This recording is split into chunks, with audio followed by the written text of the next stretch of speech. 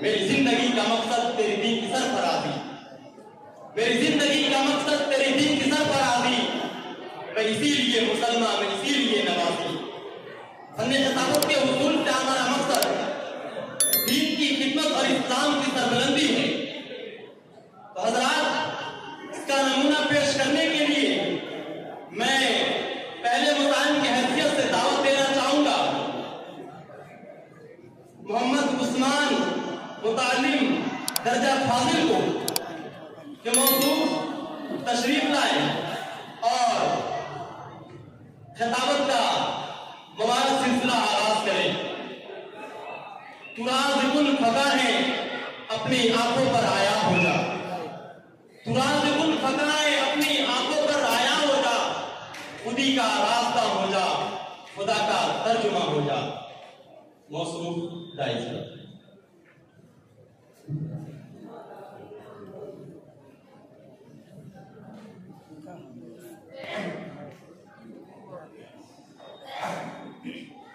السلام علیکم ورحمۃ اللہ وبرکاتہ۔ نحمده ونصلي على رسوله الكريم، أما بعد، أعوذ بالله من الشيطان الرجيم، بسم الله الرحمن الرحيم۔ يا أيها الذين آمنوا ادخلوا في السلم كافة ولا تتبعوا خطوات الشيطان إنه لكم عدو مبين، صدق الله العظيم۔ اب یاد آیا اے یار جانا اسنا مرادی میں، اب یاد آیا اے یار جانا اسنا مرادی میں، کہ کفن دینا فقط بھولے ہم تیری شادی میں۔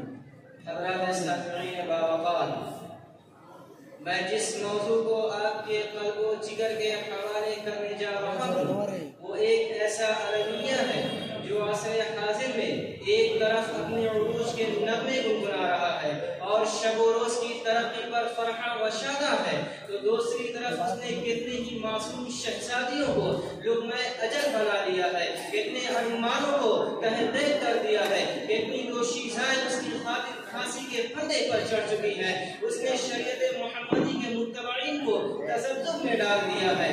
وہ موضوع ہے شادی یا سودے بازی۔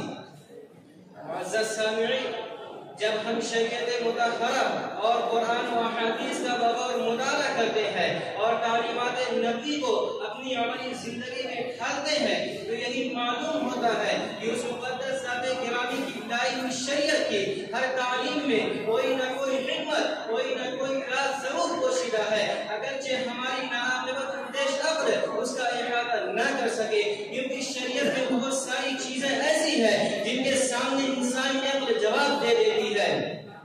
یہی وجہ ہے کہ جہلا کا خاصا طبقہ دینی معاملے میں عقل کو دخل دے رہا ہے۔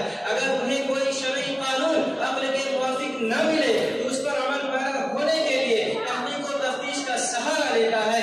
اگر اس پر بھی نتیجہ عقل کے خلاف ہوتا ہے تو ہر دھرمی اور ضد کی بنا پر وہی کام کرتا ہے جس کی عقل اجازت دے رہی ہے، اگر نظر اس کے کی وہ وعیدوں کی طرف متوجہ ہو۔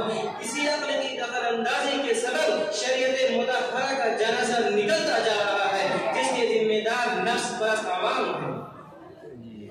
کرم حاضرین، اسلام نے شادی کو ازدواجی زندگی اور باہمی تعلقات کو استوار رکھنے کے لیے وضع کیا ہے جس کے ذریعے ایک دوسرے کے حقوق آشکار ہوتے ہیں۔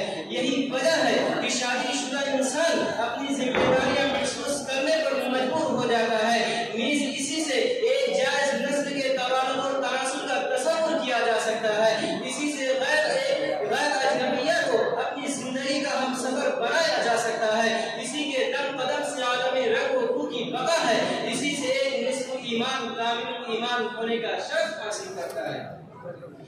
لیکن آج یہ اپنی بدقسمتی پر ماتم گناہ ہے اور زبان حال سے یہی کہہ رہی ہے کہ اے اس دنیا رنگ و بو میں زندگی بسر کرنے والی نسل لو، تمہیں کس حرص و طمع نے میری شان و شوکت، عظمت و وقار کو صفحہ ہستی سے نیست و نابود کرنے پر مجبور کر دیا۔ آخر میرا قصور کیا ہے جبکہ میں نے تمہارے سامنے اس کے سلوک اور اخلاق و کردار کا اعلیٰ نمونہ پیش کیا تھا؟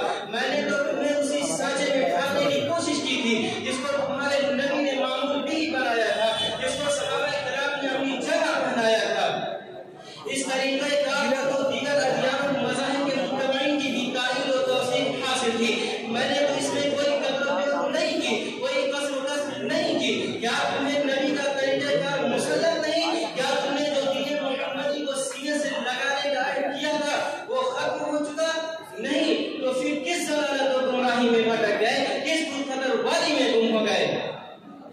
अगर तुम्हें मालूम नहीं तो आओ मैं तुम्हें बताती हूँ कि तुमने इस शान और शौकत, इस इस्लामी कानून को, जिसको शरीयत मुतहरा ने चुनिंदा चीजों पर मुश्तमिल किया था, तुमने उसे रस्म और रिवाज के नजर कर दिया, उसे जैसे मामूल मोहिक मर्ज की लामुतनाही सलासिल में जकड़ दिया।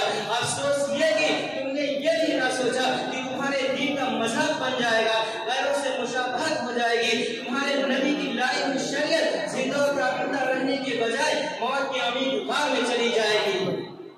और फर्द हक़ इस पर कि तुम्हें उन बहनों का ख्याल तक नहीं आया जिनके वालिदैन यौम विलादत से लेकर शादी के दिन तक ठंडी सांस को भी तरसते हैं, उनकी जिंदगी घुट कर गुजरती है, हर शब व रोज अखबार और ख्यालात का तूफान उनकी रग रग में मंडलाता है, और तुम्हारी मासूम बहनों का जनाजा सुबह और शाम इस आलम फानी से उठ रहा है। मैं पूछना चाहता हूँ कि ये बेटियां हज़रत हव्वा की नस्ल से नहीं थी? क्या ये शहजादियां हज़रत फातिमा, हज़रत रुक़ैया, हज़रत उम्मे कुलथुम, हज़रत आयशा सिद्दीक़ा रज़ियल्लाहु तआला अन्हा की जिन्स से नहीं थी?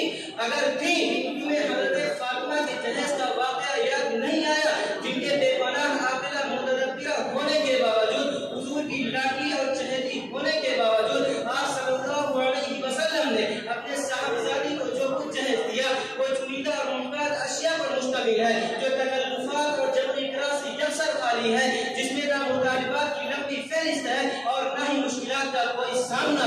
गोया ये एक मुसाफिर का सामान सफर है जिसका वो अपने सफर में हयतमंद है।